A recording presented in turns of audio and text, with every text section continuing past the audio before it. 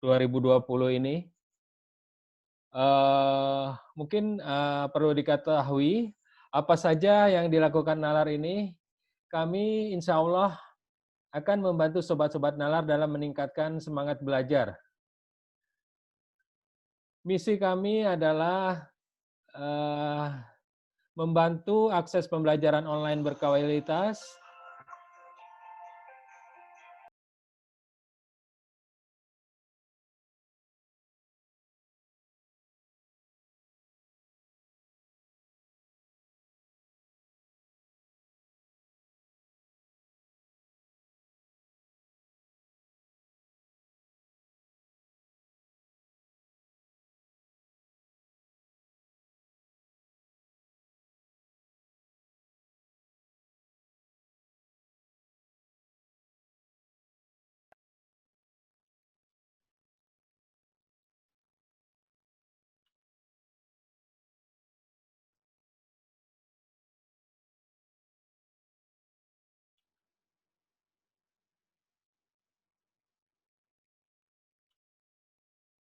Mohon maaf, sobat-sobat nalar semua.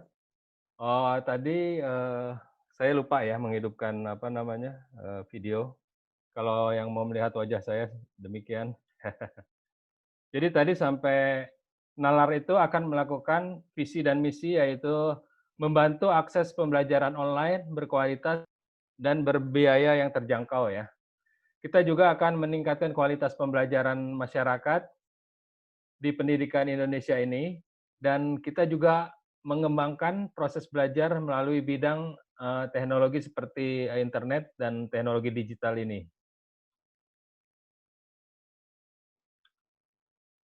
Oke, selanjutnya, eee, saya akan menyampaikan ada beberapa hal yang perlu kita ketahui ya sobat-sobat semuanya. Selama Zoom ini berlangsung, mic akan kita, mute kecuali buat monitor dan, pemateri. Untuk sesi pertanyaan kami menggunakan fasilitas raise hand yang ada aplikasi Zoom. Pertanyaan hendaknya, menggunakan bahasa yang baik dan sopan, dan untuk, komunikasi chat dapat digunakan selama webinar berlangsung. Selanjutnya adalah, kita akan melakukan sesi foto dulu. Mohon semua videonya dihidupkan, kita akan mengambil beberapa gambar. Mungkin Mbak Desti, Mbak Nabila, dan Mbak Neneng bisa bantu buat, mengambil apa, gambar-gambar sobat Ya nalar baik Pak. sekalian. Ya baik Pak.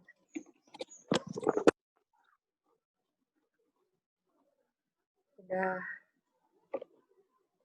komando di Bapak ya Pak? Oke, ya. Bentar.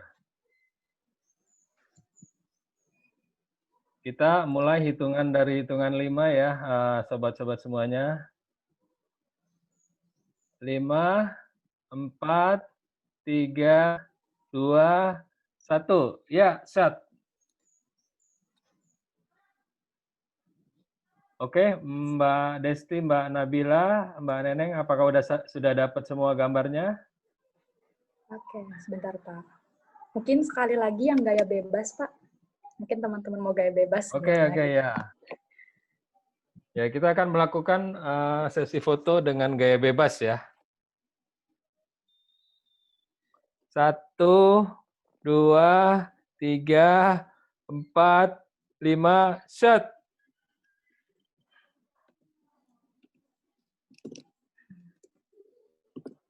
Mana Mbak Desti, Mbak Nabila? Sudah Pak. Ini ada berapa partisipan ya semuanya. Jadi misalnya ada page code-nya mungkin bisa dipersiapkan lagi atau emang udah ini aja? Oke. Udah semua sih Pak insya Allah. Oke. Terima kasih Mbak Desti. Iya Pak.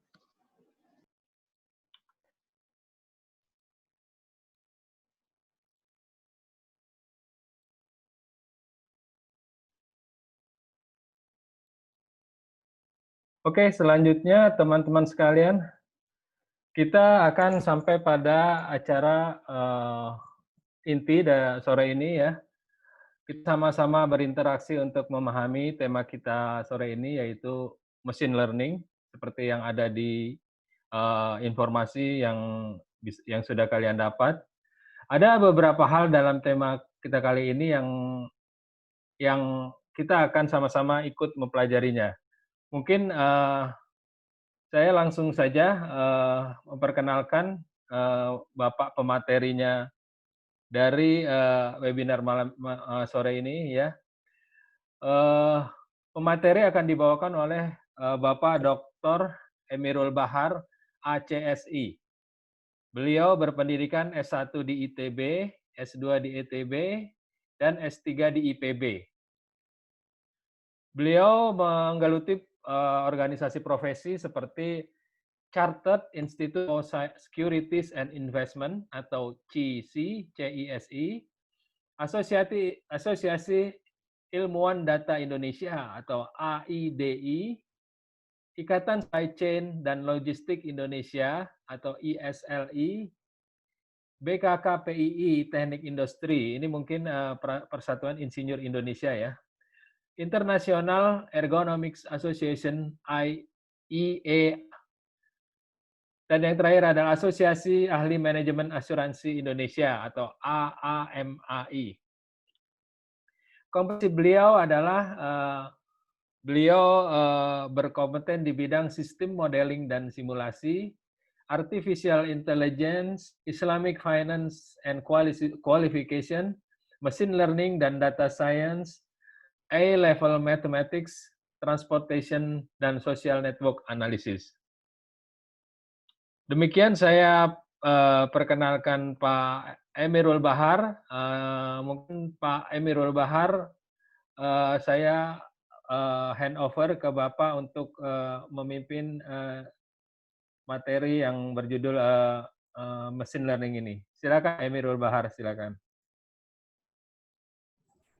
Baik, terima kasih Pak Ari dan juga pada para panitia semua ya. Selamat sore yang cerah ini. Assalamualaikum warahmatullahi wabarakatuh. Selamat datang ya Sobat Nalar semua ya.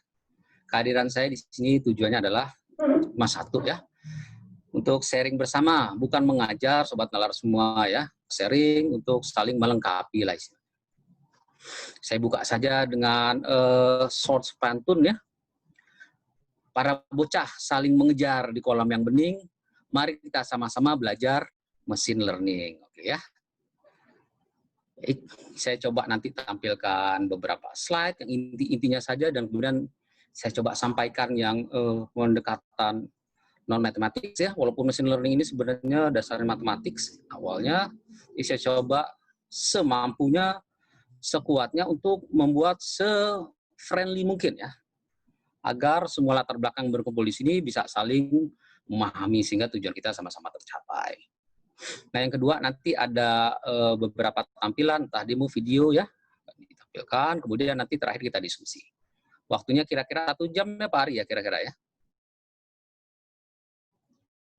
Betul Pak Emirul, Oke. 1 jam kira-kira. Baik, silakan panitia untuk menampilkan slide-nya. Ya.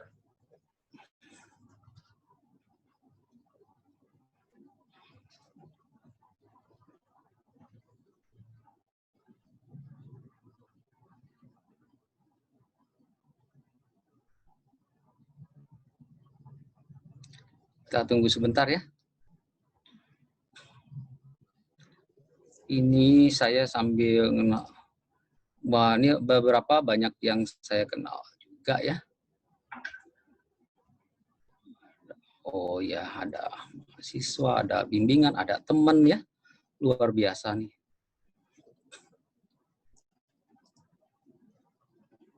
Alhamdulillah sudah hadir 72 ya dari target kita 100. Ya kalau hitungannya jadi kira-kira 94 ya. Kita doakan ada 73, 21 orang lagi sehat walafiat sehingga bisa hadir bersama kita untuk sharing yang dalam waktu singkat ini ya, sekitar 1 sampai 1,5 jam.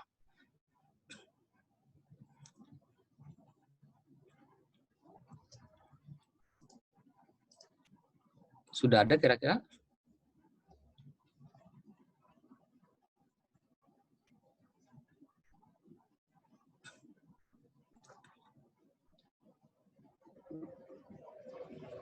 Maaf, sambil berkenalan, saya juga mau berkenalan, nggak hanya panitia saja ya. Saya lihat ada yang dari Ambon tadi, siapa ya? Mas Tegar, ada Mas Tegar? Ada Pak Ari ya? Iya. Oh iya ada. Alhamdulillah, apa kabar Mas Tegar? Kemudian dari Palangkaraya, saya lupa. Ada yang dari Palangkaraya? Atau Tadi belum saya datang ya? catat Pak Emirul dari Ambon, dari Banjarmasin, dari Pemalang ya, ada ya.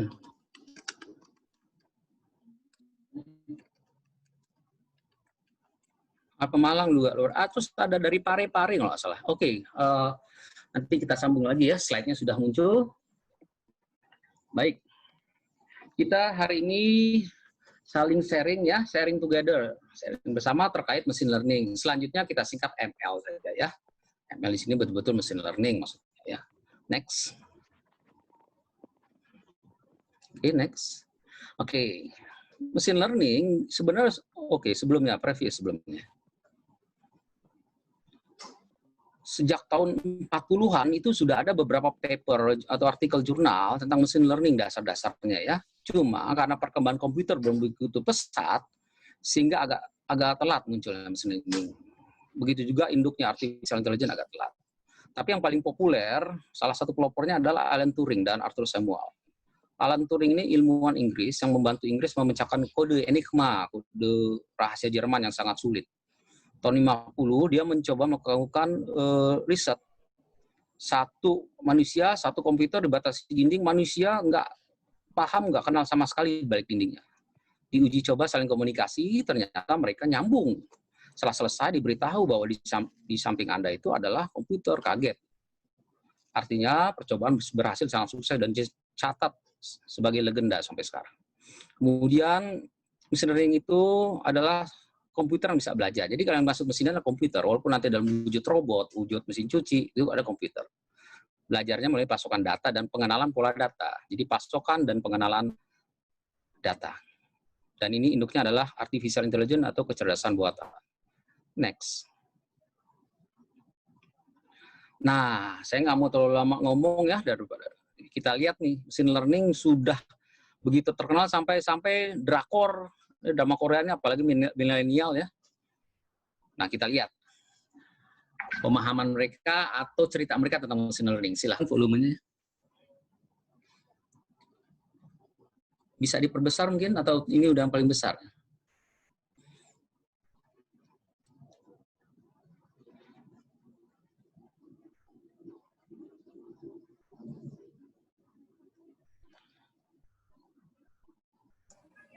방만? 어떻게 설명하면 머신러닝이 낭만 Size-nya udah paling besar ya, belum dimaks ya. 궁금하네. Oke. 그냥 뭐에 대한 Nah, 거 percakapan yang paling penting ya antara dua sejoli ini, 좋아하는 거. membahas machine learning. 내가 좋아하는 건 인공신경만 짜는 건데 들어봤어? 들어는 봤지. 근데 뭐 진짜 머신러닝 알아? 그것도 들어는 봤는데 뭔지는 잘. 그러니까 아프리카를 하잔이라고 쳐. 얘는 무인도에서 자라서 여자를 한 번도 본 적이 없어. 근데 어느 날 갑자기 무인도에 제인이 온 Analogikan ada Tarzan di pulau, perempuan terdampar di pulau. 근데 꽃을 주니까 좋아해. Nah, ini menarik sekali ya. 술이라서 여자가 뭘 Tarzan 좋아하는지 ngasih batu ke wanita, ditolak, ngasih bunga, tersenyum dia. 계속 시도를 해. 하잔이 뱀을 잡아다 주니까 또 싫어해. 근데 Coba lagi sama Tarzan, kasih ular, kaget, lompat, teriak, kasih kelinci. Oh, senangnya bukan main si wanita. 그렇게 경험 경험을 많이 ulang 하면서 berkali-kali seluruh pengalaman tersebut sampai menemukan polanya. Akhirnya si Tarzan menaklukkan wanita yang terdampar tersebut hanya dengan melakukan percobaan berkali-kali, tidak membaca buku, tidak ikut apapun. 시켜서 예측. 내가 하는 재미없었지. 아니? Nah, ini yang romantis sekali ya. Semakin dekat, semakin tahu. Semakin jauh, semakin sulit dikenal. Ya, udah habis. Ya, kita kembali pada slide. Silakan, panitia. Ya, kalau kita ambil... Oh, belum ya, masih diskusi. Ya, gregetan dia mendengar cerita itu. Oke. Kita ambil intisarinya aja ya. Bil khusus puncaknya itu kan pada waktu 2 tadi ya. Antara pria dan wanita. Mesin learning itu apa sih? Dia sulit jelaskan secara ilmiah, secara saintifik. Dia jelaskan cerita, ada Tarzan di pulau, terdampar wanita di pulau, ditolong oleh Tarzan, dikasih batu, ditolak, dikasih bunga tersenyum senang, dikasih ular menjerit, dikasih kelinci, wah tambah senang, dicoba-coba lagi mungkin nanti dikasih buah lah, nanti dikasih batang bambu, berkali-kali mungkin ratusan ribuan kali. Akhirnya semakin dekat Tarzan semakin paham patutnya objek ini ya diatasi dengan solusi apa, ya tentu dengan sesuatu yang indah, menarik dan lembut. Maka Tarzan akhirnya menaklukkan si Jin. Itulah dongengnya kira-kira. Tapi pesan mesin learning di drakor ini sangat tersampaikan. Ada satu prinsip nanti kita kenal, prinsip mencoba berkali-kali, datanya pun harus banyak, prinsip kedekatan nanti disebut dengan distance ya. Oke, sekarang kita masuk ke slide berikutnya ya, penjelasan berikutnya. Nah, di sini ada semacam animasi ya, mungkin bisa dihidupkan ini pointernya, pointer lasernya. Oke. Ada seorang pria ya, tentunya dia dari kecil di kiri bawah ya, ada kiri bawah, klik.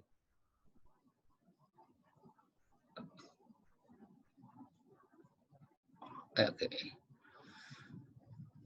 Dari kecil belajar merangkak, kemudian sampai besar belajar naik sepeda, naik mobil, akhirnya dia bisa mengatasi hidupnya dari pengalaman mencobanya. Tentu waktu merangkak jatuh, berguling, naik sepeda juga jatuh, naik mobil juga lecet ya. Semuanya itu ada pengalaman, tapi dilakukan berkali-kali, akhirnya pengalaman itu membentuk dia dalam mengenali pola dan dalam mengambil keputusan berikutnya. Kalau naik mobilnya misalkan di tempat berhujan, tentu beda dengan naik mobilnya kalau lantai apanya tuh bawahnya berpasir dan sebagainya. Nah, kalau mesin yang murni, dia hanya merintah kalau on dia hidup, kalau off mati sampai setahun pun dia mati. Sehingga pada gambar kedua di kanannya, dicoba untuk menggabungkan itu. Bukan semacam humanoid ya. Peran manusia dari belajar pengalaman, peran mesin juga harus bisa belajar. Tentu bukan dari pengalaman, karena mesin tidak bergerak seperti manusia kan, kecuali digerakkan. Dia berangkat dari banyaknya data sebagai pengganti dari banyaknya pengalaman. Nah, maka disebutlah dengan machine learning, pembelajaran mesin atau pembelajaran komputer. Komputer yang belajar ya, dengan dimasuki pasukan data yang banyak dan berkali-kali seperti Tarzan mencoba pada Jin tadi. Nanti salah satu algoritmanya memenuhi hukum semacam shortest path ya, shortest distance ya, jarak yang terpendek. Semakin dekat, semakin mengenal, semakin paham. Tapi kita tidak akan membahas, tidak akan berbagi secara saintifik dalam perkenalan atau pertemuan kita yang pertama. Next.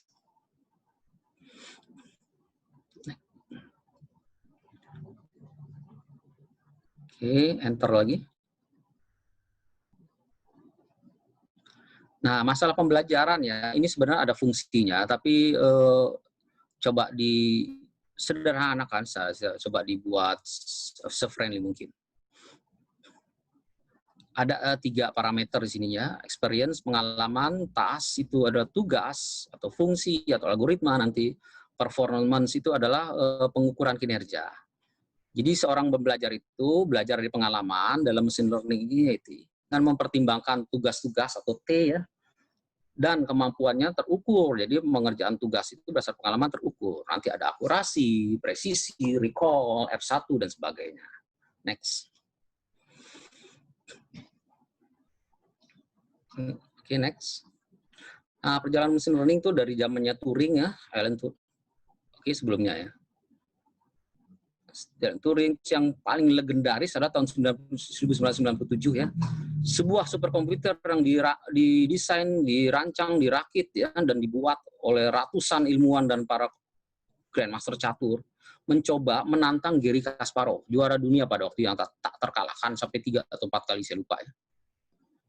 Dan superkomputer itu bisa melakukan antisipasi langkah catur 1 detik sekitar 200 juta langkah catur secara hitungannya. Luar biasa, dan akhirnya Garry Kasparov kalah. Saat itu terbukti bahwa mesin komputer bisa mengalahkan manusia. 2001 ada pengenalan gestur oleh Microsoft, kemudian Facebook ya. Kalau kita pakai Facebook, kita foto-foto, terus ada dikaitkan nanti saudara kita atau apa, tiba-tiba bisa nyambung dengan sendirinya otomatis. Itu mesin learning. AlphaGo, dan kemudian sampai sekarang apapun ya, helikopter atau pesawat yang bisa dikendalikan dari rumah dan sebagainya. Next. Oh, hilang ya. Oke, kita tunggu. Slide-nya.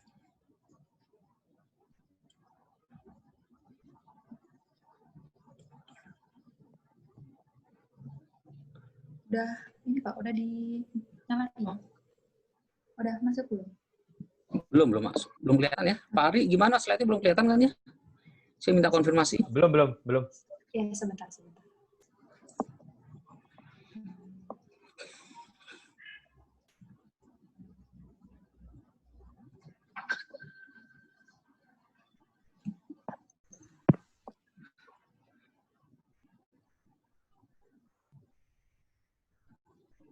Alhamdulillah udah 75 yang hadir, semoga sehat semua ya.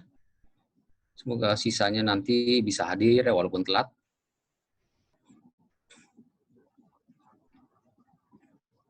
Kalau ada yang sudah pernah belajar machine learning di sini atau malah menjadi ilmuwannya atau dosennya, saya mohon maaf. Memang tujuan di sini adalah untuk lintas bidang ya, dan diasumsikan ya, kita baru sama saling ingin mencoba sharing bersama tentang machine learning.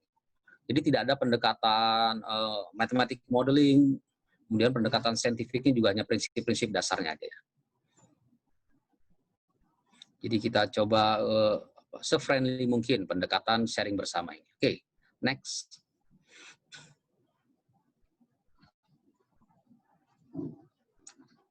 Next, slide berikutnya.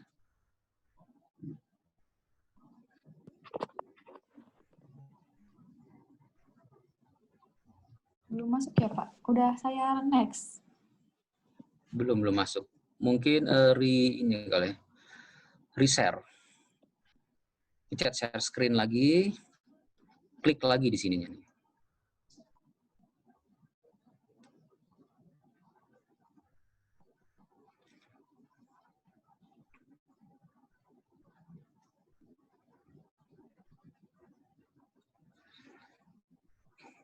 Ya, sebentar Pak. Oke. Keluar mulu soalnya.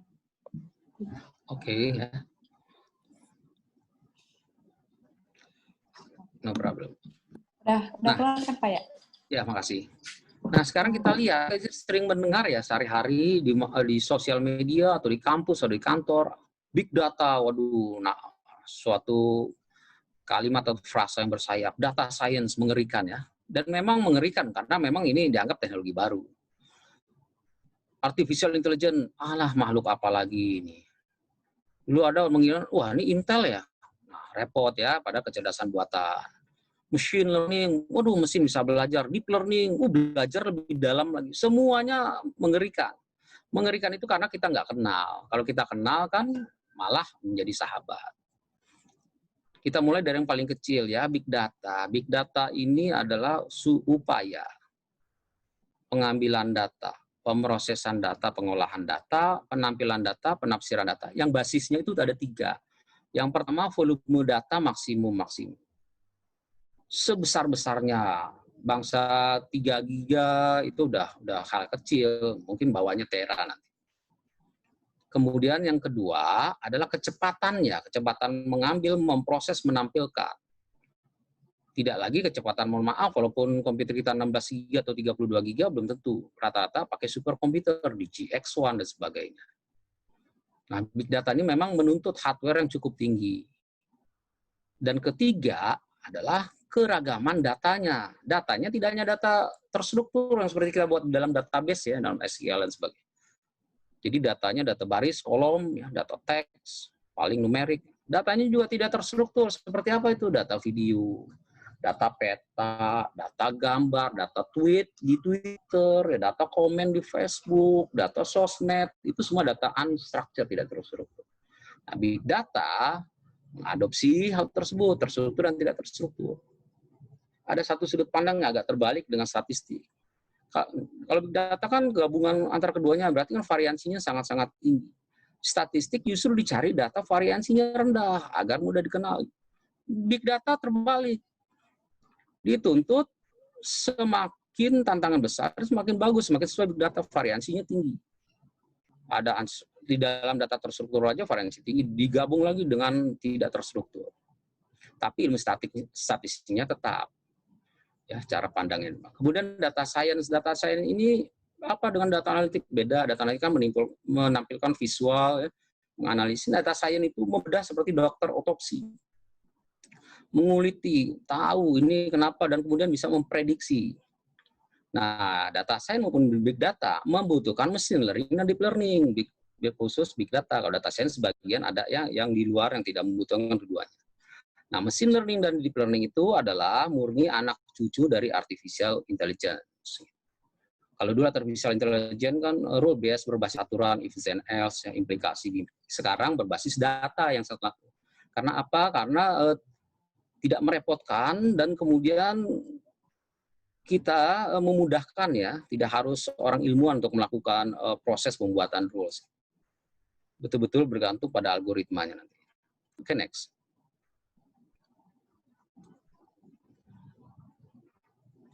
Nah, ini bidang ilmu pendukungnya lumayan banyak ya. Yang saya kasih ungu dan merah itu sebenarnya wajib. Tapi wajib bukan berarti mutlak ya. Wajib itu bisa diakali juga nanti. Ya, kalau dilihat yang paling wajib menurut saya ilmu logika, statistik, probabilitas, aljabar linear, terutama dua ini ya. Kalau mau murni ingin menguasai, dan teori informasi. Sedangkan AI adalah untuk wawasannya, ya pembagiannya. Kemudian metode numerik ini untuk komputasinya. Ini lebih ke IT-nya.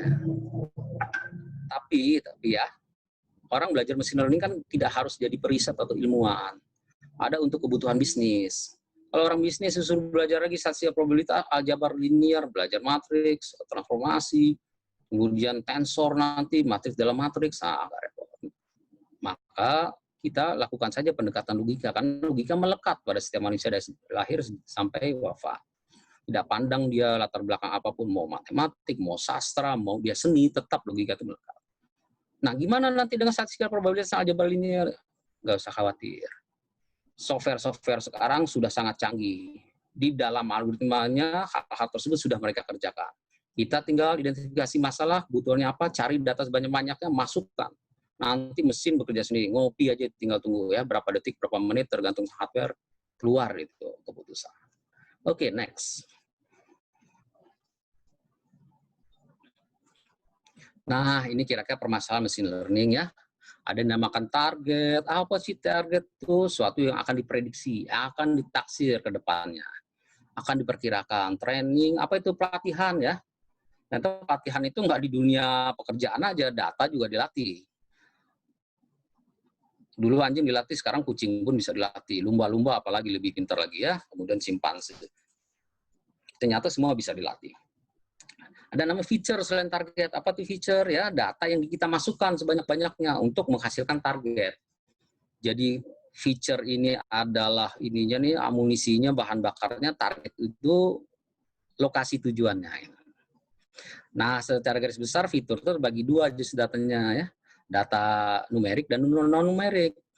Data non-numerik itu kategorikal dan teks. Bisa dilihat di tabel bawah ya. Age itu numerik, years of education itu numerik, merit status, occupation itu kategorikal. Nah, targetnya adalah label. Nah, ini dilatih sampai puluhan ribu atau ratusan ribu data untuk menentukan keputusan. Itu keputusannya di sini dua pada contohnya. Lebih kecil atau lebih besar sama dengan 50K.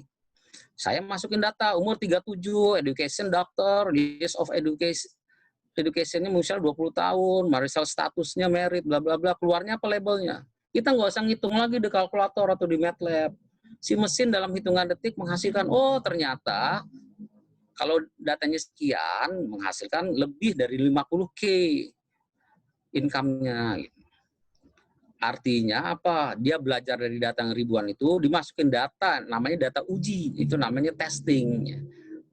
Dari ribuan atau jutaan data training, dihasilkan model untuk membuat keputusan, dites sama data, baru masuk namanya data testing. Harusnya modelnya akurat. Itu kira-kira gambarannya ya. Jadi dia milih nih, kalau mau bikin baju, pola mana yang paling tepat untuk ukuran dia, dimasukin. Nanti ada orang bikin baju juga dengan karakter yang mirip, nggak usah ngukur-ngukur lagi yang menjahitnya. Oh ini kayak gini ya, karena modelnya udah ada. Sebegitu simpelnya machine learning. Next.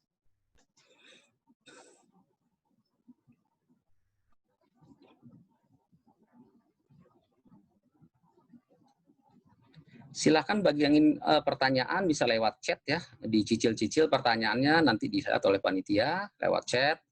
Mungkin kalau pertanyaan setelah selesai saya sharing itu bisa lewat raise hand, angkat tangan. Oke. Sekarang fitur dan target. Fitur itu adalah ya kumpulan data sebanyak-banyaknya untuk dilatih di training. Namanya kumpulan itu dataset, himpunan data atau kumpulan data. Nah, fitur itu nanti berguna untuk menghasilkan model ya yang bisa menentukan target dengan ya seperti nanti performance-nya ya, yang ETP tadi ya, experience, task, and performance. Ada ukuran-ukuran target, performance-nya ya, akurasi, presisi dan sebagainya untuk dinyatakan, dibuktikan bahwa model prediksinya adalah valid. Next.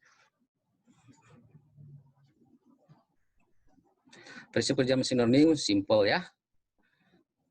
Input di kiri, tengah proses, output di kanan. Kalau prediksinya atau keputusannya errornya masih tinggi, balik lagi analisisnya. Oke. Next.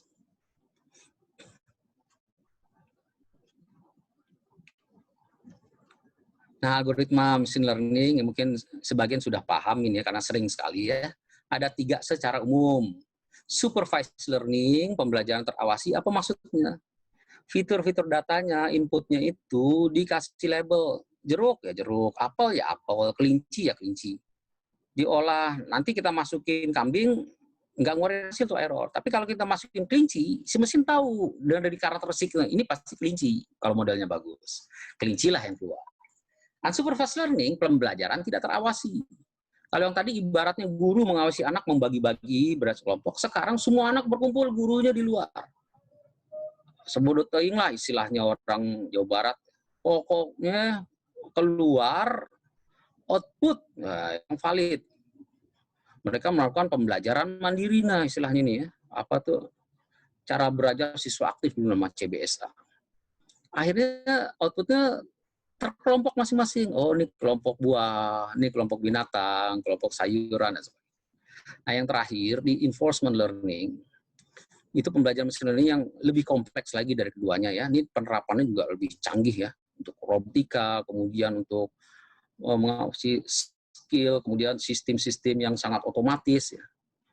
Nah, apanya tuh prinsip dasarnya adalah tentang hadiah atau reward. Saya nggak setuju dengan hukuman ya, saya lupa hapus ini. Harus saya edit. Semakin dia mendekati keakuratannya yang tinggi, maka itu berarti hadiahnya banyak. Semakin tinggi hadiahnya, maka keakuratannya akan tinggi. Lah gimana kalau keakuratannya rendah itu sistem? Artinya dia jarang mendapat hadiah itu sistem, jarang mendapat reward. Itulah hukumannya gitu ya. Jadi kalau di kelas mahasiswa malas jangan dikeluarin, jangan diusir ya. Kita memberi ya reward pada yang rajin sebanyak-banyak. Kasih nilai bagus, kasih informasi terus. Yang malas lama-lama kan ngelihat. Nggak perlu kita hukum, lama-lama dia ngikut yang rajin itu. Ada prinsip keteladanan sih. Oke, next.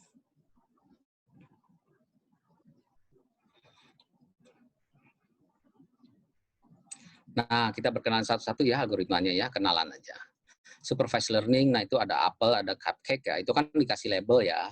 Kemudian diolah oleh machine learning. Diolah lama semakin banyak, oke lah, dianggap valid, dapat model. Diuji sama satu data yang nggak terlihat, nggak terlabel. Terus diketik, masuk, si mesin kan udah punya model kan, akurasinya tinggi. Jadi kalau modelnya betul akurasi tinggi, maka data yang masuk itu atau data testing ini pasti dikenali sebagai cupcake. Karena dia sudah belajar dari data training yang sebelah kiri, itu yang sudah dilabel dengan jumlah yang maksimum. Jumlah yang sangat banyak. Maksimum di sini relatif. Next. Mohon maaf, panitia bisa tolong nanti sekalian dikasih pointer ya, agar terlihat mana kiri, tengah, kanan ya.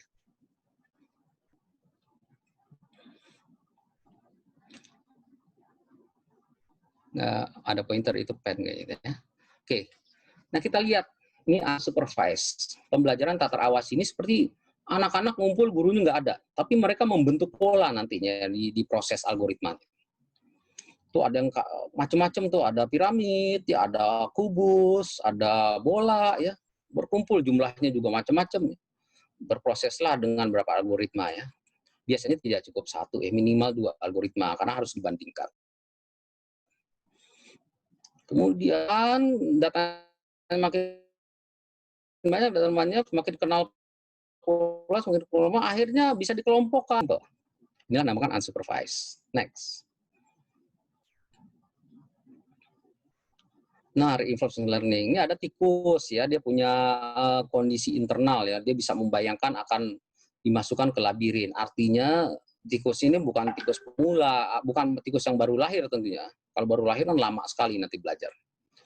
Dia dikatakan sebagai agent. Ini istilah dalam AI aja, agent ya. Agent itu semacam entitas, atau kalau dalam film itu aktor atau aktris itu namanya agent. Kalau pemain film, pembantu, figuran itu namanya objek kalau di pemodelannya. Jadi objek teramati namanya entitas atau agent. Nah, dia nanti akan dikenakan SOP, prosedur, belok kiri, belok kanan, maju ke depan, mundur ke belakang, yang nggak ada prosedur loncat atas, nggak ada, atau gali lubang, nggak ada. Kemudian masukkan dalam labirin. Nah, dia punya target, targetnya itu kue atau roti itu. Nanti kuenya dipindah-pindahkan posisinya. Tikusnya juga dipindah-pindahkan. Semakin sering dia dapat kue, artinya reward-nya semakin tinggi.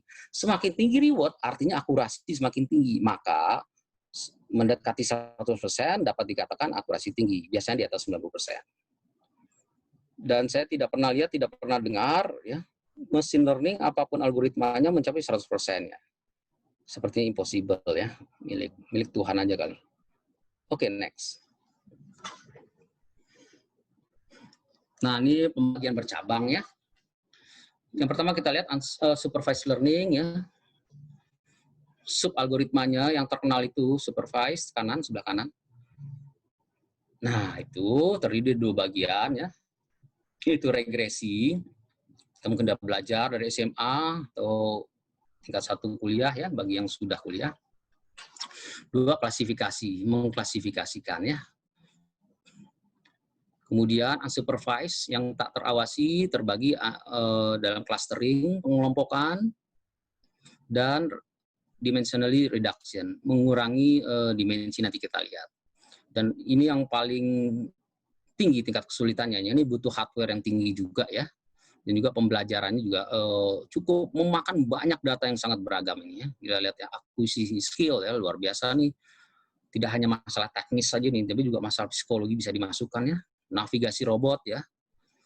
Kemudian game AI, lihatnya yang bikin game AI nggak mudah biasanya per tim dan sebagainya. Next. Seperti apa sih gambarannya? Kita lihat ya. Mohon maaf ya, saya sebut ada nama artis depannya G ya, yang sekarang lagi ngetren ya, yang wanita itu kan, artis wanita yang baru bercerai mungkin ya dari Gading ya, namanya G. Nah itu kan diperkirakan ya, itu perbuatan tidak murni atau deepfake. Sangat mungkin bagi saya dengan teknologi seperti sekarang. Mari kita lihat seberapa canggih deepfake itu. Saya terangkan deepfake dulu. Deep itu nanti, oke, kita lihat aja ya. Ini ilmuwan yang tengah, Putin, Margaret Thatcher, Trump, yang terakhir patung, bisa mengikuti ucapan dan gerakannya semua. looking great, and eye movements are also fascinated into the target footage. Semuanya di-drive oleh si ilmuwan ini.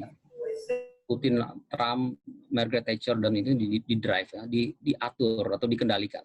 Two more things. Some papers are so well done and are so clear that they just speak for them. Sampai Mona Lisa yang tahun berapa ya, abad berapa, bisa bergerak juga, luar biasa ya Mona Lisa-nya, seolah-olah hidup. Run this learning-based algorithm, and there you go. If you stay until the end of this video, you will see even more people introducing themselves as me. As noted, many important gestures are being translated, such as head, mouth, and eye movement, but what's even better is that even full body movement works. Absolutely incredible. Now, there are plenty of techniques out there that can create Kartun pun deepfakes bisa digerakkan ya. about in this series. So, what sets this one apart? Well, one, most previous algorithms required additional information, for instance, facial landmarks or the pose estimation of the target subject. This one requires no knowledge of the image. As a result, this technique becomes so much more general. We can create high-quality deepfakes with just one photo of the target subject, make ourselves dance like a professional, and on non-humanoid and cartoon models, and even that's not all, we can even synthesize an animation of a robot arm by using another one as a driving sequence.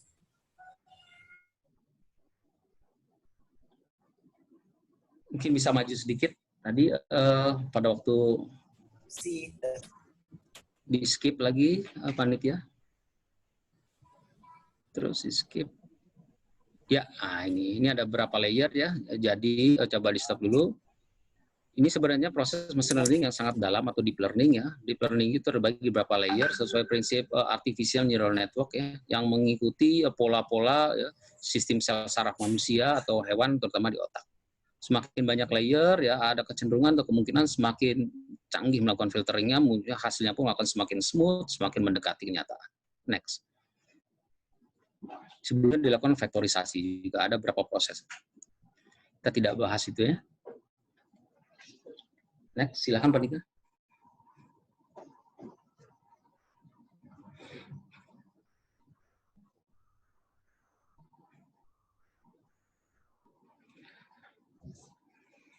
this case, Hari berapa? does it automatically looking for flaws? Yeah.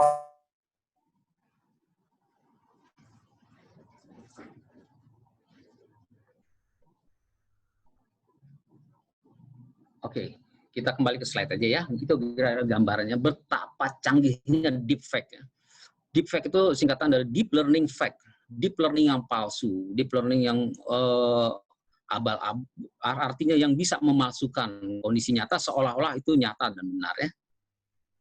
Luar biasa. Nah, kita berkenalan masing-masing dengan sub algoritma ya. Ini sub algoritma dari supervised learning, itu klasifikasi. Kita lihat di sebelah kiri ya, bisa ditunjukkan itu ya. Ada data ya yang dilabelkan dengan Y dan data B, masing-masing orange dan biru. Diproses di machine learning, maka dia menghasilkan model. Nah, kalau dimasukkan data baru atau data testing, ya dengan sendirinya otomatis akan masuk ke dalam klasifikasi yang sudah dihasilkan model. Next. Next. Nah, salah satunya adalah regresi. Mungkin kita mengatakan, regresi gampang ya, sama dengan MX plus C, hanya gitu aja. Ternyata pemanfaatnya luar biasa di machine learning. Masuk salah satu metode yang mendasar. Kita lihat di paling kiri ada data yang tersebar, ya, tapi sepertinya membentuk pola linier. Kita tarik garis regresi. Nah, kemudian kita akan memprediksi nilai Y. Kalau kita ketemu nilai X di horizontal, kita tarik garis lurus ke atas, tarik garis lurus ke samping, ya, secara ya mendatar, maka nilai Y itu adalah hasil dari prediksi. Simple. Tapi nanti penjelasannya cukup panjang, silakan membaca e-booknya atau referensinya masing-masingnya. Ini prinsip-prinsip dasarnya. Next. clustering. Nah, ini bagian dari unsupervised learning ya. Pembelajaran tidak terawasi. Clustering, arti kata clustering itu kan pengelompokan. Kita lihat data di kiri, input data. Ini data nggak jelas, nggak ada label. Ini data dari mana, apa jenisnya nggak. Pokoknya dikumpulkan, dibanyak-banyakin, masukin ke mesin learning untuk proses clustering. Dengan semakin banyak data, semakin banyak beragam, akhirnya semakin pintar mengenal pola, maka si mesin bisa membedakan. Dan terjadilah output atau prediksi berupa 5 cluster. Cluster biru, hijau, merah, kuning, dan oranye. Next. Next. Nah, yang terakhir untuk apa nih unsupervised, yaitu dimensionally reduction. Artinya sendiri reduction itu mengurangi ya, atau split lah kata, reduksi, dimensi. Kita lihat gambar kiri, itu kan gambar 3 dimensi ya, gambar tabung ya. Nah, supaya mudah dianalisis, tidak berbelit, maka di split atau direduksi menjadi 2 dimensi, yaitu gambar yang kanan, yang atas ada lingkaran, dan di bawah adalah garis. Kira-kira. Oke, next.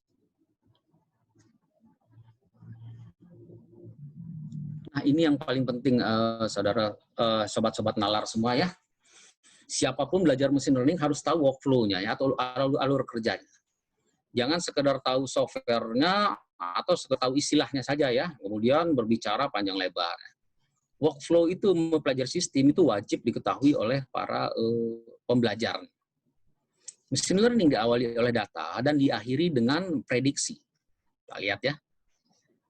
Data training ya, data set di sini ya, di training, dilatih sekerasnya di dalam pemrosesan algoritma. Masukkan ke algoritma ya. Nah, algoritma ini tidak dipercaya begitu saja. Dia harus dievaluasi apa benar gitu ya. Nah, kalau berevaluasi artinya kan berkali-kali kan ya. Algoritma melakukan data sebanyak-banyaknya kan dievaluasi berkali-kali, dan dievaluasi dibandingkan dengan algoritma lainnya. Artinya nggak boleh satu algoritma.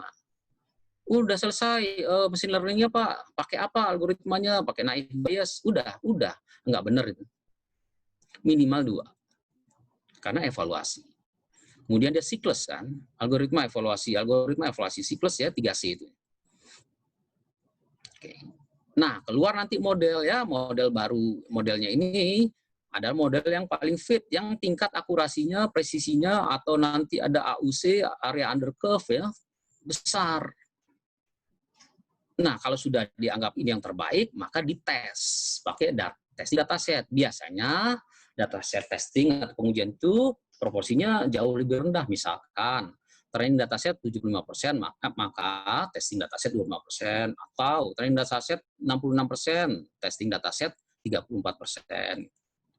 Selalu lebih rendah. Karena apa? Karena kembali ke prinsip awal, algoritma membutuhkan sebanyak-banyaknya dataset training.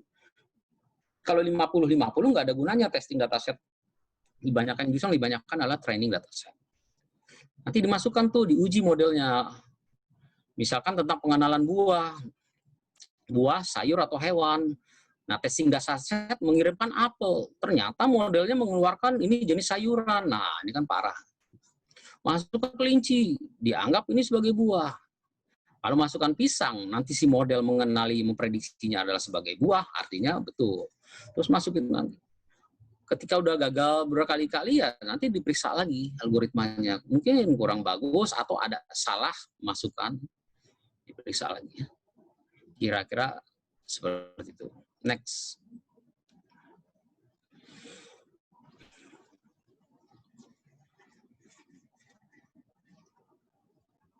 Habis ya.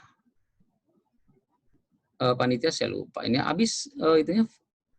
Oh ya, sekarang saya akan membuka salah satu ya, sorry ya, kayaknya masih ada deh ya, project kalau nggak salah.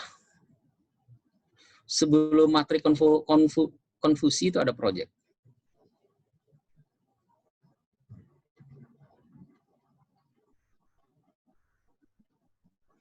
Yang ke slide 23 kalau nggak salah ya. Nah ya. Oke, nah kita akan melakukan proyek atau demo ya, kecil aja dan sebentar. Sebelumnya saya tanya dulu Pak Ari, waktu saya berapa menit lagi kira-kira Pak Ari, udah 1 jam? Masih ada sekitar 15 sampai 20 menit lagi, Pak Amirul. Cukup. Silakan. 15 menit 20 artinya saya hanya mampu atau bisa mendemokan 3 proyek atau 3 demo ya. Jadi Yap. nggak semuanya nih, kalau ini kan ada 5 nggak mungkin impossible, jadi 3 saja. Begitu kira-kira Pak Ari ya. Di machine learning ya, kita sudah mempelajari konsep dasar, prinsip-prinsipnya ya, mungkin detail saintifik dan matematiknya belum, nggak apa-apa, no problem. Itu bisa ditolong nanti dengan beberapa tools atau software. Nah, karena Nalar ini menginginkan open source softwarenya ya, artinya nggak ada nantinya ada terkait hukum, ada SHU, ada penuntutan ya, kita coba beberapa tools open source gratisan di antara Python ini coding. Bagi anak informatika Python katanya ya bisalah enak ya. Bagi non informatika tetap aja itu sesuatu yang makhluk yang asing lah ya. Mungkin. Ada lagi WK ini terbitan dari Selandia Baru ya, Ustaz Sohail Ongo, apalah istilahnya yang gambar kiwi. Ini lengkap, cara gunanya enak, tapi mungkin ada tampilan grafiknya nggak minim. Nah, makanya saya pilih Orange.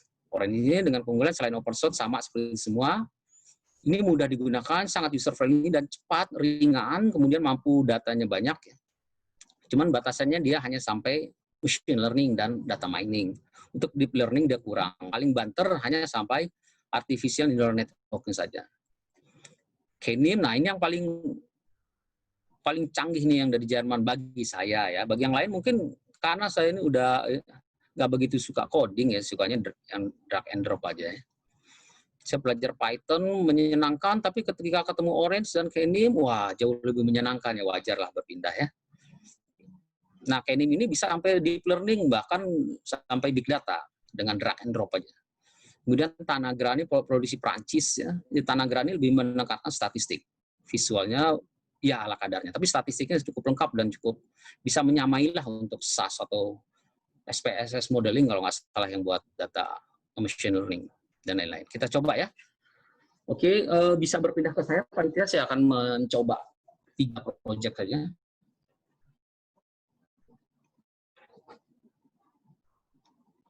Oke, sebentar ya. Saya hidupkan dulu ini orange-nya. Nggak lupa, sorry. Mohon satu menit ya. Oke.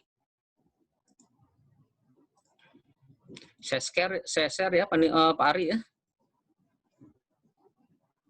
Silakan Pak Amirul. Udah kelihatan Pak Ari? Halo Pak Ari, udah kelihatan itu ini saya? Tampilan saya? Sudah. Orange? Sudah. Oke. Jadi oke. ya. Oke, saya mulai ya. Saya akan melakukan yang tadi yang berdasarkan workflow. Ini sudah buat ya daripada waktunya, kalau saya ulangi dari awal nanti waktunya panjang, nggak mungkin 15 menit. Latihan, uji, dan evaluasi proyek pertama. Sekarang kita lihat tadi ada training, testing, dan evaluation ya. Training, evaluation, ada testing. Kita coba buka. Konstruksi yang akan dilakukan ada sebagai berikut ya. Ini file isinya ya. Isinya file buah sayur training tab ya. Seperti apa isinya kita lihat di data table. Ini ya. Nah ini targetnya nih. Hanya ada 2 di labelnya. Kalau nggak buah ya sayur.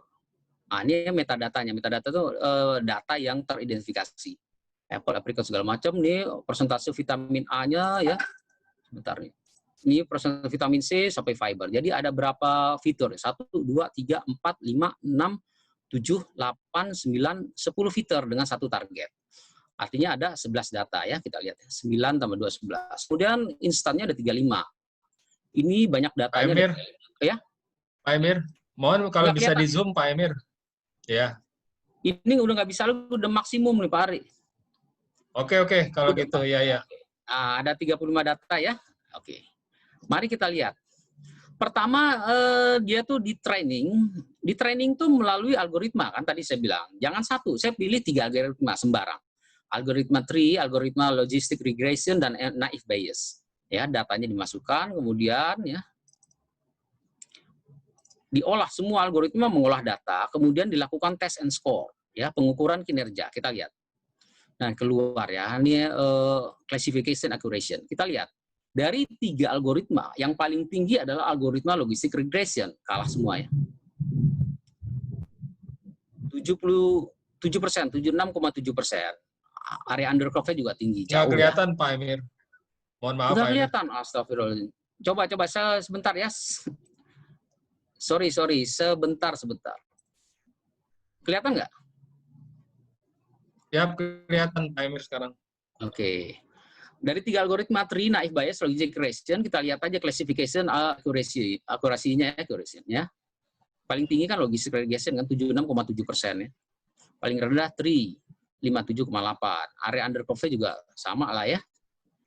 Berbanding lurus signifikan. Paling tinggi loh. Artinya di sini secara sepintas logistic regression adalah yang tertinggi. Nah, kita kan nggak bisa begitu percaya aja ya. Kita pindah lagi. Kelihatan di sini? Kelihatan.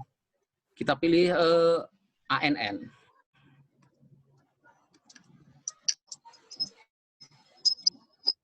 Model. Oh, sorry. Saya cek model ya. Neural network bukan ANN. Oke.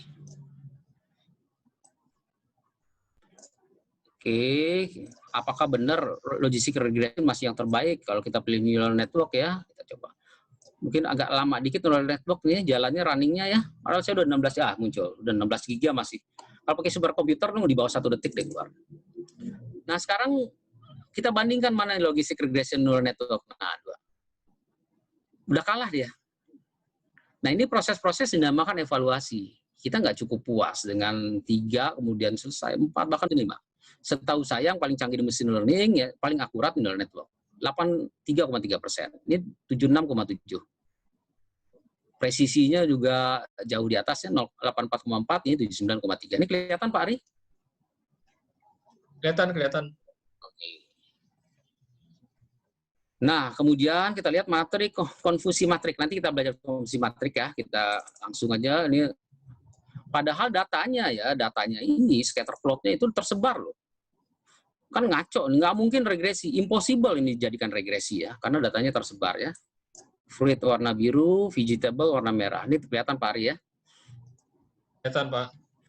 Confusion matrix ini matriks yang mengukur kinerjanya, nanti kita belajar ya.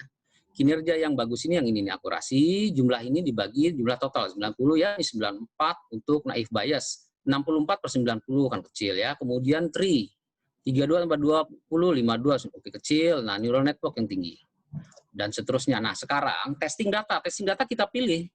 Nih, kita pilih hanya sebentar tadi kan 35 data, nih paling berapa data? 12 ya kalau nggak salah nih. 7 data, kita pilih 7 data. 7 instan ya. Kita prediksi. Nah, ini keluar, artinya apa? Ini data Apple. Kok jadi cuma 3 sih?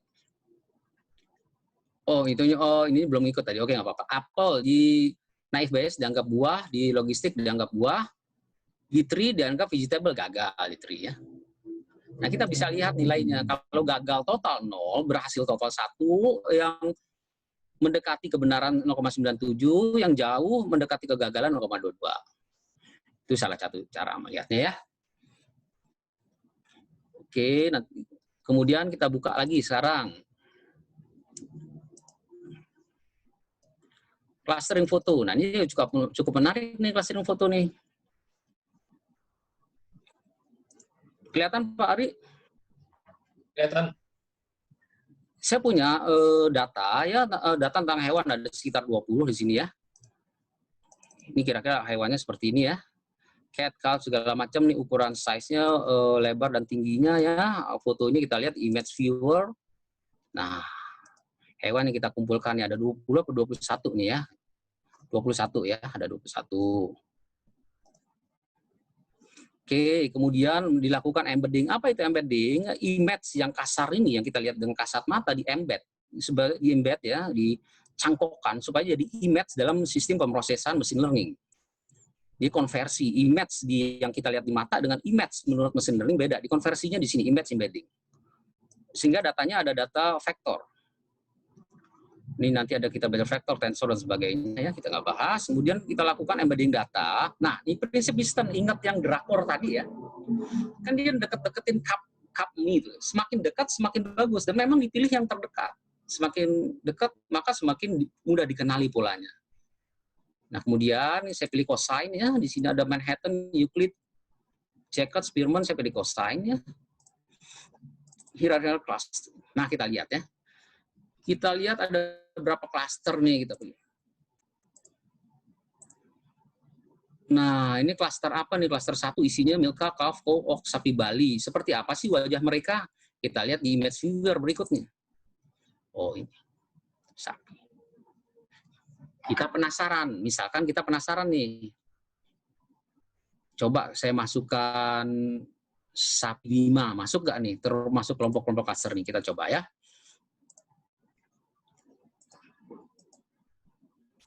Google. Sapi limosin.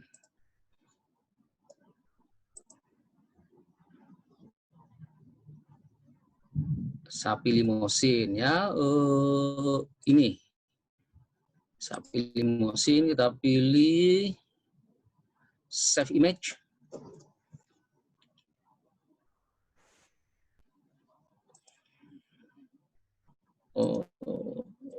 Oke, sebentar ya, desktop, dataset hewan. Saya masukkan di sini sapi limosin.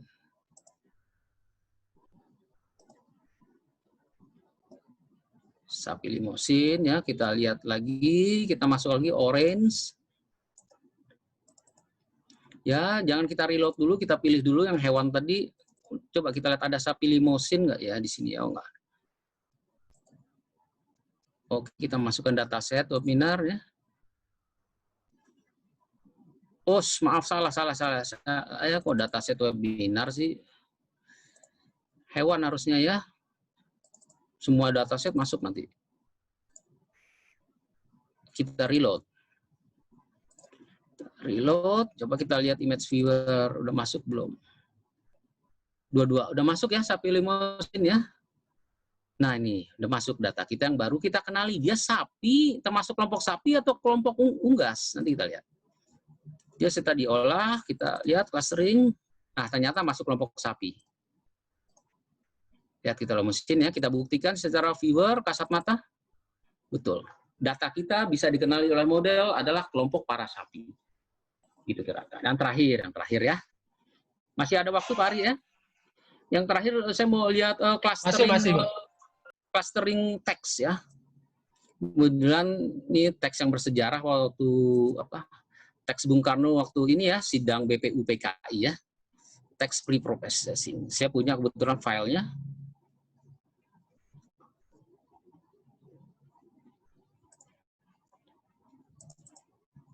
Ya, pidato Bung Karno pada BPUPKI. Kita lihat komposer ya, di machine learning dibagi-bagi. Paduka yang mulia kepada Tuhan, paduka yang mulia, kemudian panjang sekali ya. Kalau mau lihat ya kira-kiranya seperti ini. Pidato Bung Karno itu mana ya? Kelihatan nggak Pak Ari? Pidatonya kelihatan Pak Ari? Kelihatan. Halo Pak Ari, kelihatan? Kelihatan.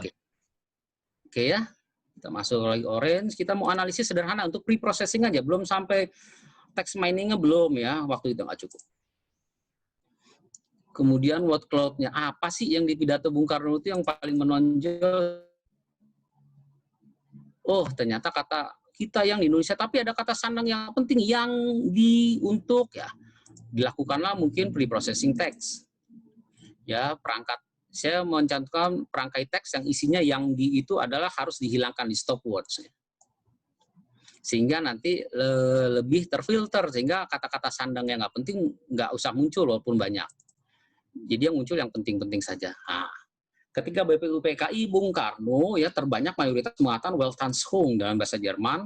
Weltanschauung apa nih? Saya lupa nih Pak Ari, belajar bahasa Jerman nggak? Kemerdekaan kesejahteraan atau apa? Saya kebetulan nggak pernah belajar bahasa Jerman. Pokoknya yang positif lah ya. Tentang merdeka, Indonesia, saudara, orang, negara, tuan ya. Tentang saudara, merdeka, Indonesia. Ini kata-kata yang begitu banyak ya. Mungkin saja menghipnotis sidang rapat pada waktu itu ya. Nah, kita lihat jumlahnya. Kata Indonesia 124, saudara 112 ya. Kata negara 81, 76 tuan, rakyat, orang, bangsa, Islam 41, prinsip 37 ya. paling sedikit apa nih? Maaf. Sosialisme justru paling sedikit ya, buminya sedikit, baiknya sedikit, penyakitnya pembicara. Nah, kita dengan sini juga bisa memahami sejarah ya.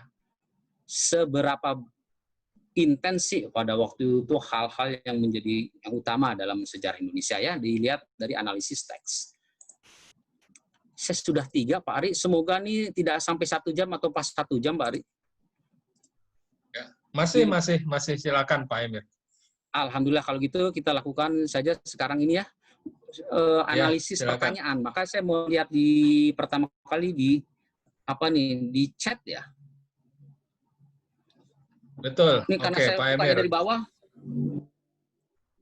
Apa nih? Dari mana saya mulai ya? Terus salam kenal, nanti kita bisa sharing. Oke. Mungkin dimulai dari yang Nurul ya. Yang itu apa sahabat Tagar itu Tegar. Mana dari Tegar? Tegar itu dari atas ada. Tegar udah Tegar udah bertanya dari atas. Belum. Ada beberapa dia bertanya tentang apakah peserta akan diberikan materi ini. Oke, mungkin nanti kita ya. Saya izinkan secara pribadi, silahkan ya. Nanti tentu diolah dulu oleh panitia, ya mungkin dibikin PDF-nya dulu. Biasanya seperti itu. Oke. Terus ini ada dari Ibu Nurul nih, saya lihat nih panjang nih. Saya Nurul Januari. Ibu Nurul, betul. Tadi dijelaskan tentang machine learning model. Pertanyaan dalam format apa model yang akan tersimpan tersebut. Oke, tergantung toolsnya ya Bu ya. Kalau di dalam format apa, kalau di Orange itu namanya OWS, tersimpannya modelnya. Tapi kalau datasetnya itu ada TAB. Tergantung software. Kalau Ibu pakai Python, TY ya, macam-macam. Ibu pakai Kenim, macam-macam. Itu kira-kira Mbak Nurul. Tergantung tools yang dipakai. Bisa di Zoom? Oh, sudah ya, saya pikir ya.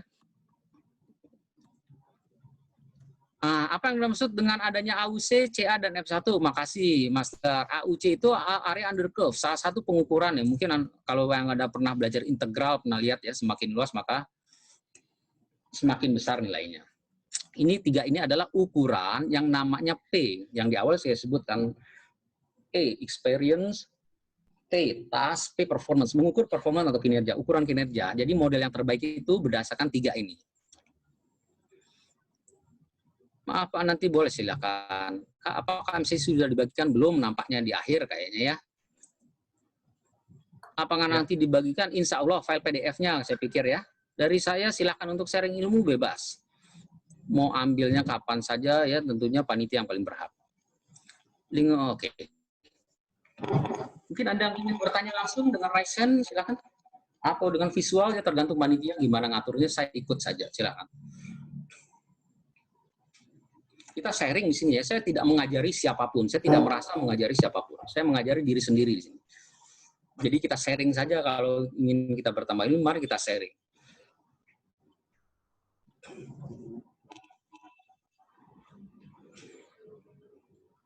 Ya, harus sudah dimulai sebenarnya harusnya sejak TK ya. Sesama murid dengan murid, murid dengan guru, guru dengan murid, itu budaya sharing itu harus diatur. Karena nanti teknologi blockchain adalah teknologi sharing terbuka. Nggak ada lagi umpet-umpetan ilmu, umpet-umpetan informasi, nggak ada, di share. Siapa bisa memanfaatkan, maka dialah yang akan maju. Silakan.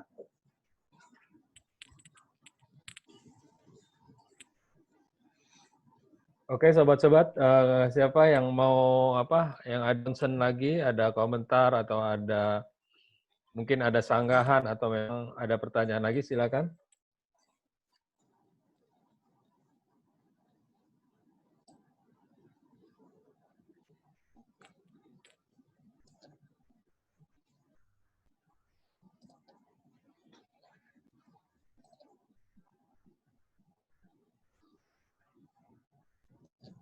Silakan ya. Pertanyaan semudah apapun ya, sesulit apapun, insya Allah kita coba ya diskusikan. Tidak mengenal jenis pertanyaan, mentang-mentang mesin learning ya. Bahasa Indonesia sederhana, kok mesin yang bisa belajar atau pembelajar mesin udah.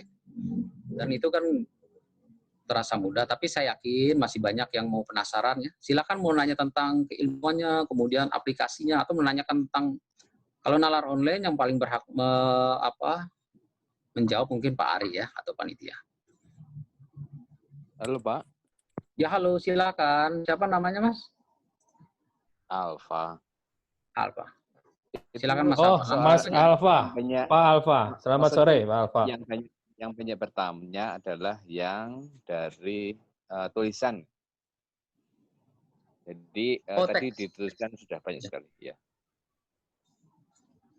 Silakan. Kenapa Pak Alfa Mas tulisan kenapa? Banyak yang bertanya dari tulisan gitu. Oh, text mining, Pak ya. Oke. Iya, iya. Text Oh, iya. mining yang contoh ketiga paling akhir, Pak ya. Bukan dari tulisan. Ini kan ada ini chat. Iya. Nah, itu banyak sekali tulisan dari para pendatang. Banyak yang baru maksudnya Pak ya. Iya, saya lihat banyak yang baru nih, Pak. Saya jawab dari Ya, sini aja, Pak ya. Makasih, ya, Pak. ya. Dari Mahar Sida ya, saya jawab Mahar Sida masih ada ya. Izin bertanya, untuk belajar mesin learning enaknya dari mana ya Pak? Pertanyaan luar biasa. Simple tapi inilah pertanyaan yang strategis. Kenapa saya bilang strategis? Karena dia tahu starting point-nya. Ujungnya kan dia tahu paham mesin learning. Starting point-nya dari mana? Prinsipnya gini, Mbak ya maaf. Mbak atau Mas nih, Mahar Sida. Sorry. Mbak atau Mas ya, panitia. Karena di mute lah. Oke lah, Mbak atau Mas ini Mahar Sida? Mas, Pak. Panitia? Mas, oke. Maaf.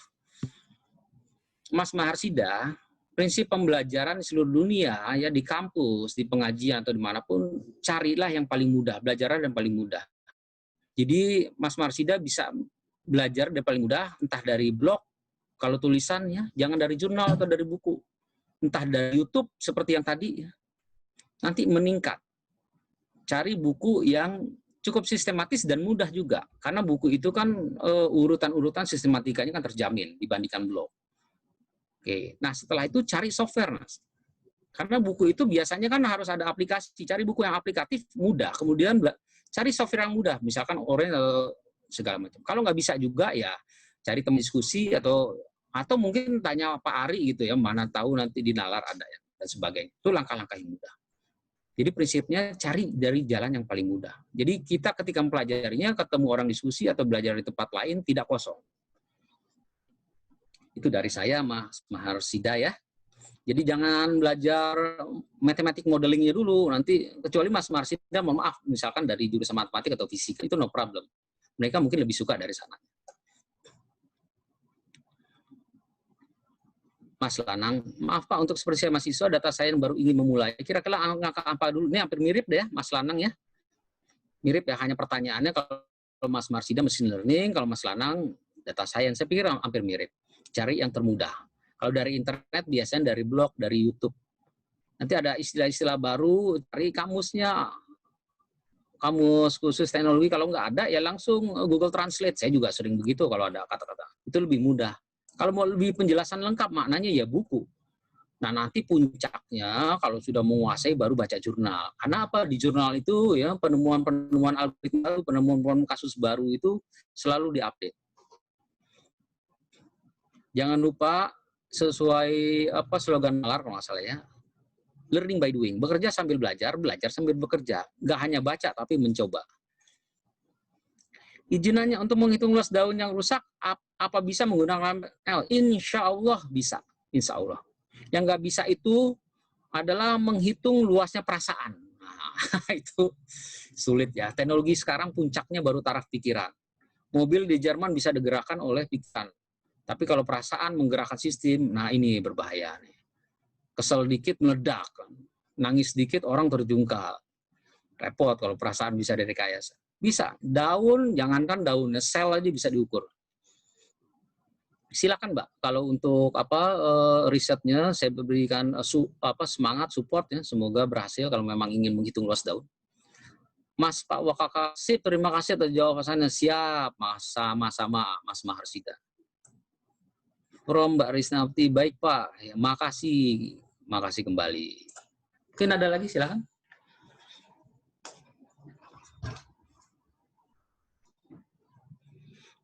Semua teknologi puncak masih ranah pikiran, belum ada yang masuk perasaan ya. Mungkin suatu saat kita akan sampai ke sana ya, teknologi para nabi mungkin itu ya, kalau sudah main perasaan itu. Silakan. Oke Pak Emir, mungkin waktunya udah habis ya, udah sampai pada akhirnya gitu ya. Baik, baik. Untuk sesi Alhamdulillah, makasih semua pada para sobat nalar, semoga bisa berjumpa kembali dalam kesempatan yang lain. Oke, assalamualaikum warahmatullahi wabarakatuh. Waalaikumsalam warahmatullahi wabarakatuh, Pak Emir. Terima kasih Pak Emirul Bahar atas sharingnya atau atas presentasinya. Materi kita sangat sangat interaktif ya. Dilihat dari respon-respon sahabat-sahabat nalar sekalian, mungkin ada yang sangat tertarik, ada yang mungkin masih bertanya-tanya. Mungkin nanti bisa kita offline kita lanjutkan karena webinar ini mungkin kita akan adakan periodik ya, mungkin sebulan sekali atau mungkin 3 minggu sekali. Nanti kita bisa informasikan di Instagram atau apa. Selanjutnya mungkin ada pertanyaan tambahan tentang apa aja gitu, tentang nalar atau tentang isi materi.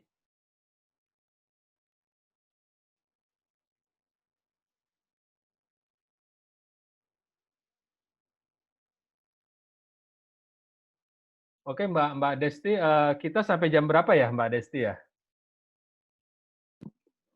Kalau untuk di jadwal sampai jam 5:30, Pak, 17.30. Oh oke. Jadi masih sekitar ada 14 menit lagi.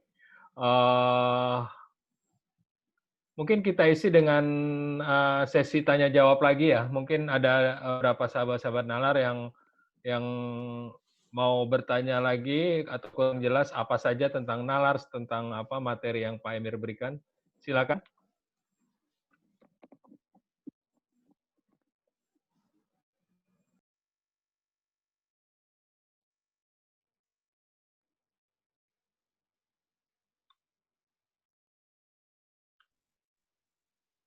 Oke, mungkin saya akan kunjungi satu sahabat saya, sahabat nalar itu namanya Pak Alfa Bagus. Apa kabar Pak Alfa Bagus? Baik. Oke. Maaf, Pak Ali, Menurut Pak ada Alfa Bagus pertanyaan. gimana? Oke.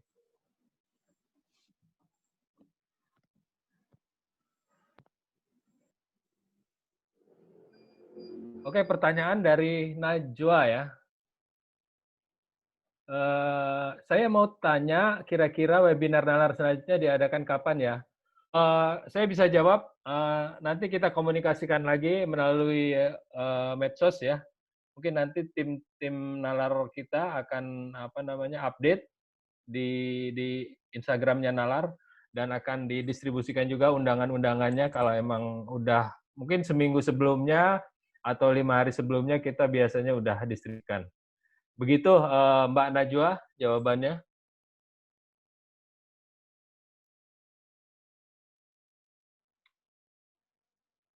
Oke, kita lanjut dengan tadi di mana ya? Oh, Pak Alfa. Gimana kesan-kesannya? Ada pertanyaan atau mungkin ada masukan dari Pak Alfa gitu sebagai sesepuh dari Semarang ini? Ya sama dengan penyampai tadi, sama lah gitu. Maksudnya sama gimana nih Pak? Sama ya pemahamannya sama. Oke. Iya. Oke, kalau gitu. Ya, terima kasih Pak Alfa. Mungkin yang lainnya ada yang mau melalui chat atau melalui mic bisa juga silakan.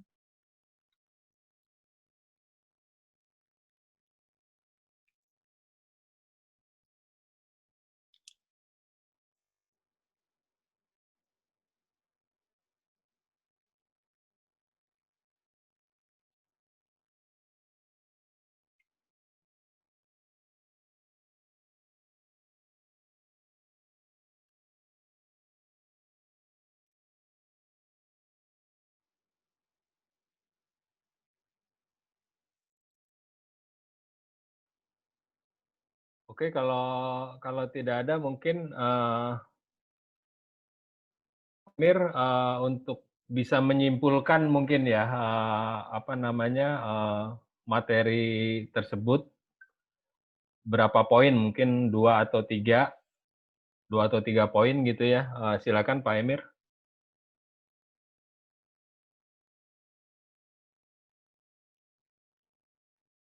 Masih mute Pak Emir.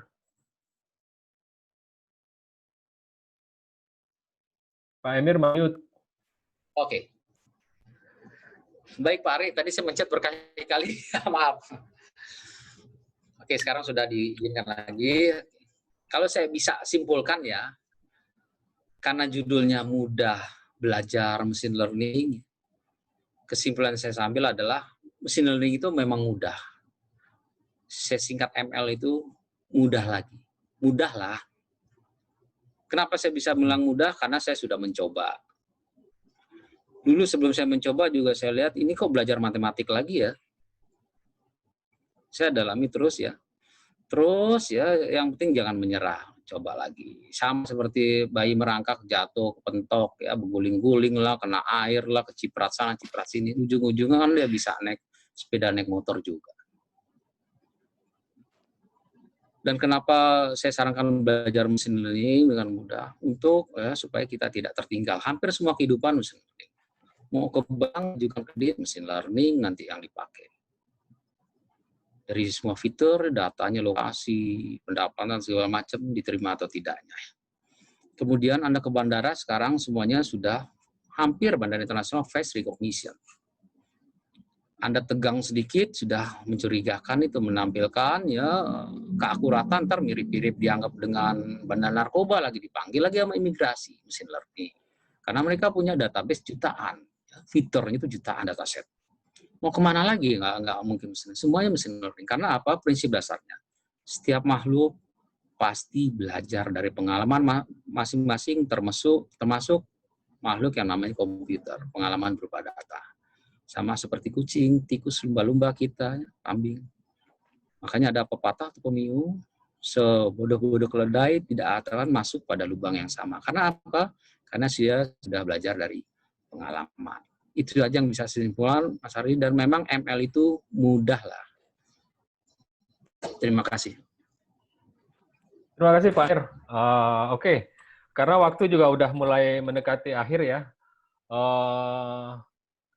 Saya simpulkan webinar kali ini cukup menarik ya.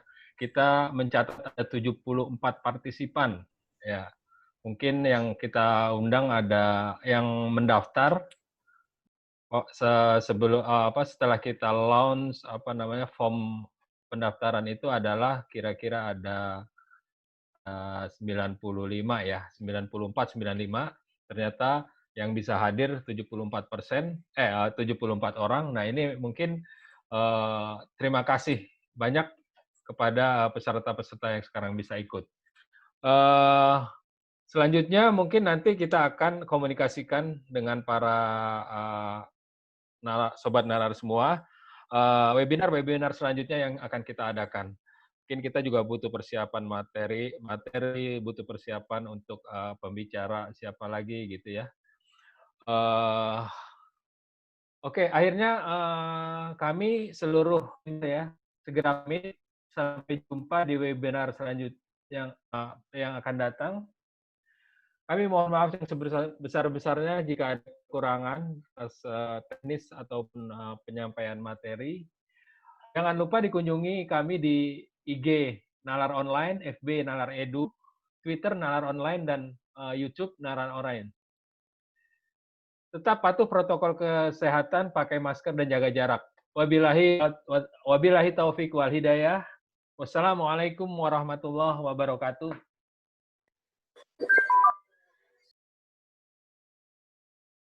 Waalaikumsalam. Terima kasih, Pak. Terima kasih semuanya. Yuk, makasih semuanya sama-sama. Terus, Pak. Terima kasih, Pak. Sama-sama, mari. Sampai jumpa kembali. Mari. Terima kasih Pak Emirul, tim Nalar semua. Terima Sama kasih. Dimas dan sebagainya dan yang lain. Terima kasih Pak. Ya, sama-sama. Semoga Sama-sama. sukses semuanya. Ya, semoga sukses semuanya. Terima kasih Pak Emirul. Sama semuanya Muhammad Rif.